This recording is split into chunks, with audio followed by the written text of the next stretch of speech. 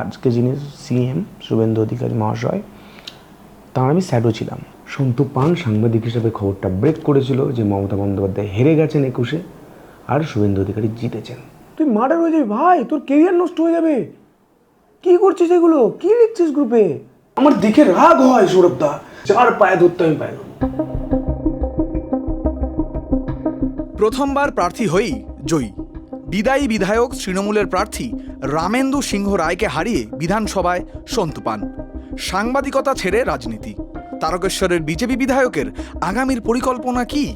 আনন্দবাজার.com-এর মুখোমুখি সন্তু। সাংবাদিক সন্তু এক ধরনের, বিধায়ক সন্তু এক ধরনের।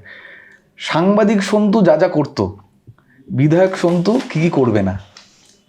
সাংবাদিক সন্তু যেটা করতো, কিছু দেখলেই প্রশ্ন করা, চিৎকার করা, নেমে যাওয়া গাড়ি থেকে, ডেসপারেট অ্যাগ্রেশন, ট্যাক্সিতে উঠে গেলে শিয়ালদা স্টেশনে উঠে যাওয়া, গার্ডরেলে চড়ে যাওয়া, এইগুলো করবে না। বিধায়ক সন্তু যেটা করবে, কোনো একজন ব্যক্তি, সে যেই হোক, আমার তারকেশ্বরের বাসিন্দা, সে বিপদেই পড়ুক, তার অসুবিধা হোক, আমি আমার গাড়িটা ঘুরিয়ে নিয়ে আমি বাড়ি যাওয়ার পথেও যদি রাত 12টা-1টাও হয়, গাড়ি ঘুরে তার কাছে পৌঁছে যাবো। তার একটা সব থেকে সম্প্রতি উদাহরণ বলি। আমি কলকাতায় গিয়েছিলাম, আমার কিছু কাজ ছিল, সাংগঠনিক কাজ, প্রশাসনিক কাজ। আমি শুনি আমার এখানকার একজন মার খেয়েছেন তৃণমূলের হাতে, পুলিশ অ্যারেস্ট করেছে, কিন্তু তাকে আরামবাগ হসপিটালে ট্রিটমেন্ট করে বাঁচানো যাবে না। আমি তো আরামবাগ হসপিটালে জানি কি পরিস্থিতি করে গিয়েছে, সুনীলের সাথে রং করে গিয়েছে। আমি যে ইমিডিয়েটলি অ্যাম্বুলেন্সে করে নিয়ে আসো, তো ওনারা করতে পারছেন না, অ্যাম্বুলেন্স পাচ্ছেন এগুলো।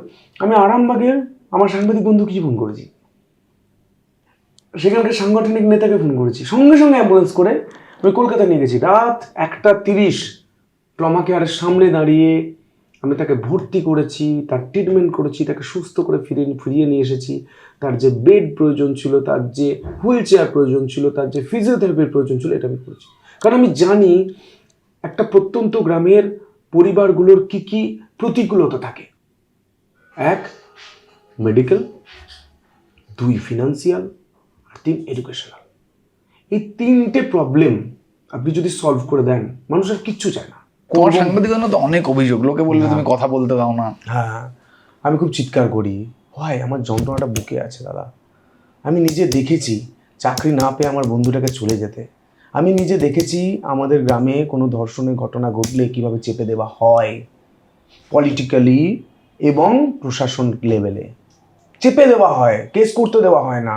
তখন কি সিস্টেম চলতো, কিছু হলেই কোনো দলীয় কার্যালয়, সিপিএমের কথা বলছি, তৃণমূলের কথা বলছি, দলীয় কার্যালয়ে ডেকে সালিসি সভা। হোয়াই? কেন হবে এটা? এটা আমি বলবো না। চাকরি চুরি হবে আমি বলবো না, চাল চুরি হবে। একটা চাল, যে চালটা পাঠানো হয় যারা খেতে পায় না তাদের বাড়িতে পৌঁছে দেওয়ার জন্য, মুখের গ্রাস ছিনিয়ে খাচ্ছে পলিটিক্যাল লিডার। কি চাই এটা আমি বলবো না। আমি এটা আমার যন্ত্রণা ফিল করেছি।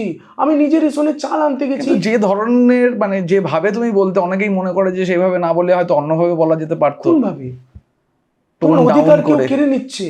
আমি আমার সাংবাদিকতা জীবনে একটাই মোটো ছিল করতে যাওয়ার, যে আমি আমার গ্রামের প্রতিনিধিত্ব করবো। আমি যে যন্ত্রণাটা পেয়েছি সেটা যাতে মানুষ না পায় তার হয়ে প্রশ্ন করব। আমি নিজের রেশনের চাল আনতে গেছি ক্লাস 11-এ সাইকেলে করে। গম তখন দিত, যা পেতাম তার থেকে হাফ দিত। প্রশ্ন করেছিলাম বলে আমার কলার ধরে বার করে দিয়েছিল। রাস্তায়, গ্রামের রাস্তা হচ্ছে, আমার বাড়ি গেলে, গ্রামের বাড়িটা গেলে বুঝতে পারবেন, সামনে একটা রাস্তা হয়েছে, আজও রাস্তাটা আছে ভাঙাচোরা, প্রথম ঢালাই রাস্তা হচ্ছে গ্রামের মধ্যে। আমি একমাত্র ছেলে, আমি ওয়াকওয়াটার দেখতে চেয়েছিলাম বলে কন্ট্রাক্টর আমাকে ধাক্কা দিয়ে ফেলে দিয়েছিল। ওয়াকওয়াটার কেন দেখাবে না? ওয়াকওয়াটার দেখতে পারবে না সাধারণ মানুষ? কেন দেখতে পারবে না? তুমি কোন সিমেন্ট দিতে চাইছো, কোন রড দিতে বলেছে, এটা দেখতে পারবে না? কেন দেখতে পারবে না? এই যন্ত্রণাগুলো আমার মধ্যে ছিল। যারা তোমার সমালোচক ছিল বা আছে, তাদের ফোন পেয়েছো বিদায় হওয়ার পর? সবাই বলছে ভাই আমরা চেয়েছিলাম তুই এই জায়গায় যা। সত্যি কি চেয়েছিল? থাক না, লোক তো কুছ কহেঙ্গে, লোক কাম হ্যাঁ कहना, কাজ করতে হবে। আমার প্রাক্তন চ্যানেলের কোনো কর্মীকে আপনি জিজ্ঞাসা করবেন, ফটোগ্রাফার, ডিজাইনার, কাউকে, আমি কাজ পাগল ছিলাম। আমাকে যদি কাজ না দিয়ে বলতো অফিসে বসে থাকো আজকে, আমি থাকতে পারতাম, আমার শরীর খারাপ হতো। সিরিয়াসলি বলছি। অ্যাসাইনমেন্টের মধ্যে সব থেকে মানে নিজের বিজেপিতে জয়েনিং করা ছাড়া আর কোন অ্যাসাইনমেন্ট যা মানে সারা জীবনের জন্য মনে থাকবে যে এই অ্যাসাইনমেন্ট? সন্দেশখালি তো অ্যারেস্ট হয়েছে। 2021 2রা মে আমি গোটা নন্দীগ্রামের ইলেকশনটা কভার করেছিলাম। আজকে যিনি সিএম শুভেন্দু অধিকারী মহাশয়, তার আমি স্যাডও ছিলাম। 2 তারিখ রেজাল্ট বেরোচ্ছে, বৃষ্টিতে ভিজছি, তখন বৃষ্টি চলছে সন্ধ্যেবেলায়। আমি ফটোজেনিক ব্রেন বলে দিচ্ছি। একটি বৈদ্যুতিক চ্যানেলের রিপোর্টার, ক্যামেরা পার্সন, এরা সবাই গাড়ির মধ্যে দাঁড়িয়ে আছে। আমি ফোন পেলাম যে খবর সামনে বেরিয়েছে, আগের সিএমের কথা বলছি, মমতা বন্দ্যোপাধ্যায়, উনি জেতেননি, উনি পিছিয়ে আছেন এখনও গণনাতে, গণনা এখনও শেষ হয়নি, কিছু ইভিএম লুকিয়ে দেওয়ার চেষ্টা হচ্ছে। আমি এই খবরটা শুনলাম, শুনে বললাম রেজাল্টে বিশ্বাসী, কারণ গোটা রাজ্যে তখন সবুজ আবির চলছে। আমি অবজার্ভে থাকলাম। তারপর আমার ওখান থেকেই ফোনে পেলাম এবং একটা ছবি পেলাম, ট্যালি হয় না, কে কত, কোন রাউন্ডে কত, ওই ট্যালিটা রাউন্ড অনুযায়ী ট্যালিটা পাওয়ার পর আমি খবরটা ব্রেক করি যে মমতা বন্দ্যোপাধ্যায় হেরে গেছেন, শুভেন্দু অধিকারী 1-9-5-6 না বলে 5-7 একটা ভোট বাড়িয়ে আমি খবরটা গ্রুপে দিয়েছিলাম, সম্ভবত লিখে। ওখান থেকে আমি ফোন আসে যে তুই কি পাগল হয়ে গেছিস? বাকি চ্যানেলের রিপোর্টাররা বলছে তুই কি পাগল হয়ে গেছিস? সবাই দেখাচ্ছে মমতা বন্দ্যোপাধ্যায় জিতে গেছে, তুই মার্ডার হয়ে যাবি ভাই, তোর কেরিয়ার নষ্ট হয়ে যাবে, কি করছিস এগুলো, কি লিখছিস গ্রুপে? অফিস বলছে, এখানকার আমি যখন বলছি তার কেউ বিশ্বাস করছে না। কোলাঘাটের যে গেস্ট হাউস, আমি ছুটে দৌড়ে আসি, ভেতরে ঢুকতে দিচ্ছে না। ফোন করি, ফোন তো সুইচ অফ। যোগাযোগ করি ওনার পরিবারকে, ফোন করার পর আমি খবরটা জানাই, ওনারা কনফার্ম করেন যে আমাদের কাছে খবর এসেছে, কিন্তু অনেক পরে।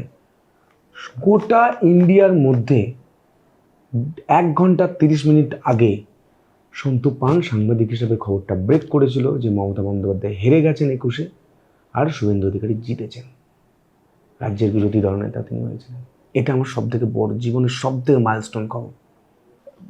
সাংবাদিকতা করার ক্ষেত্রে যে চ্যালেঞ্জ তুমি নিয়েছো একাধিক জায়গায়, একাধিক সময়, একাধিক ঘটনায়, ভোটের প্রচারের সময় তোমাকে আরো বেশি চ্যালেঞ্জ নিতে দেখা গেছে বলে অনেকেই দাবি করে, যেরকম তুমি সাইকেল চালিয়েছো। আমার মনে হয় তারকেশ্বরে তোমার যা বিধানসভা, সেই বিধানসভার কোনো মন্দিরই তুমি বাদ রাখোনি, ঠিক আছে? তুমি কিছু কিছু জায়গায় খুব অপমানিতও হয়েছো। তো কি কি করলে একজন সাংবাদিক ভোটে জিততে পারে, এই টোটকাটা বলো তো। তার কারণ বিজেপিতে কিন্তু সাংবাদিকদের বেশ ভালো চলে, তার কারণ তুমি সাংবাদিক তারকেশ্বর থেকে বিধানসভায়, তোমারই দলের সিউড়ি থেকে সাংবাদিক জগন্নাথ চট্টোপাধ্যায় মন্ত্রী, এবং একই সঙ্গে তোমার কেন্দ্র থেকে গতবার স্বপন দাশগুপ্ত তিনি প্রার্থী হয়েছিলেন, তিনি এবছর মেমারি থেকে আবার মানবদা আছেন, হ্যাঁ।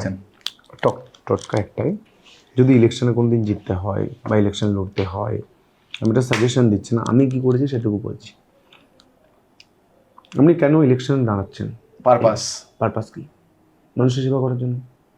তাহলে আপনার মানুষের কাছে যাওয়া প্রয়োজন। এই যে আমি ফাইলগুলো রেডি করেছি, কেন? কারণ আমি যত অভিযোগ শুনতাম, আমার একটা বড় খাতা ছিল, সে খাতায় নোট করতে বলতাম। আমিও নিজের শর্ট নোট রাত্রে এসে নোট করতাম, সে খাতাগুলো রয়েছিল। আমি 4 তারিখ জিতেছি, 5 তারিখ থেকে আমি আমার সমস্ত ছেলেপুলেদের নিয়ে বসে গেছি যে কী কী কাজ করতে হবে, আগে শর্ট লিস্ট করো, রাস্তা, ড্রেন, এগুলো করে পাঠিয়ে দিয়েছি। বড় প্রজেক্ট কী আছে, রেলের সমস্যা, রেল মিনিস্টারকে চিঠি লিখে দেওয়া হয়েছে, মিনিস্টারের হাতে দেওয়া যাওয়া। সমস্ত তারকেশ্বরে যত রেল সমস্যা আছে, ছবি দেখলে বুঝতে পারবেন, আমি লেখাগুলো দেখাচ্ছি না, ছবি দেখলে বুঝতে পারবেন সেই সমস্যাগুলো কিন্তু বিবরণ দিয়ে আমার কাছে লেখা আছে। আমি এত ডিটেলিং প্ল্যান করি, কাজটা কি করতে পারবে, সলিউশন কি, সেটাও আমার লেখা থাকে, শুধু প্রবলেম লেখা থাকে না। আমার ইলেকট্রিকের যেটা বললাম, শুধু প্রবলেম লেখা নেই যে আমার এটা চাই, এটুকু লিখে দিইনি। সলিউশন, কোন ল্যান্ডে করতে পারবেন, কি প্রবলেম রয়েছে, কোন জায়গায় কাজটা করতে পারবেন, কোন জায়গায় এনএসি পাবেন, অল আর ক্লিয়ার। স্টেডিয়াম এখানে প্রয়োজন, মানুষের খুব চাহিদা ছিল। স্টেডিয়াম কোথায় করবেন, জমি মার্ক করে সেই জমির সঙ্গে কথা বলে তাদের কাছে এনওসি নিয়ে আমি বসে আছি, কেন জমি দেবেন। ফায়ার স্টেশন কোথায় করা যায়, ল্যান্ড সিলেক্ট করে আমি বলেছিলাম যে আপনার জমি দেবেন তো, বললো হ্যাঁ। এনওসি দেবেন তো, বলে হ্যাঁ। এনওসি নিয়ে আমার দপ্তরে পড়ে, আমার কার্যালয়ে পড়ে আছে, জনতার কার্যালয়ে, নিয়ে আমি পুরো রেডি করে দিয়ে দিয়েছি। কেন প্রয়োজন শ্রাবণী মেলা, চৈত্র মাসের মেলা, যে মেলাগুলো রয়েছে বড় বড় তারকেশ্বরে, সেগুলোর জন্য শ্রাবণী টেম্পল ট্যুরিজমের কথাও বলছিলে। হ্যাঁ, স্পিরিচুয়াল ট্যুরিজম, টেম্পল ট্যুরিজম। তো কীভাবে শ্রাবণী মেলা হতে পারে, বড় কি করতে পারি, এগুলো করে বসে আছি। সব থেকে তারকেশ্বরে বড় সমস্যা যদি বলেন, আমাকে যদি গোটা রাজ্য বলে যে তোমাকে ভাই একটা সমস্যার সমাধান করতেই আমরা দিতে পারবো, বাকি আর কিছু দিতে পারবো না, আমি বলবো আমার হসপিটালটা ঠিক করে দেন, বুদ্ধিপুর হসপিটাল। ওটা হসপিটাল নয়, যারা ওখানে চিকিৎসা করছেন তারা প্রতিদিন দেওয়ালে মাথা ঠুকছেন। আপনি একটা রাঁধুনিকে রান্না করতে দিলেন মাংসের ঝোল, আপনি মাংস দিলেন না, তাকে মশলা দিলেন না, কড়াই দিলেন না, খুন্তি দিলেন না, 5 ঘন্টা এসে পর বললেন এই মাংসের ঝোল হয়নি কেন? কী করে করবে? কিচ্ছু নেই ওটা হসপিটালে, বিল্ডিংটা চাঙড় খোলে খোলে খোলে খোলে পড়ছে, কোনো পাঁচিল নেই ঠিক করে, লোক ঢুকে পড়ে, মদের আসর বসে যায়। এখন আর বন্ধ হয় না, বন্ধ হয়ে গেছে।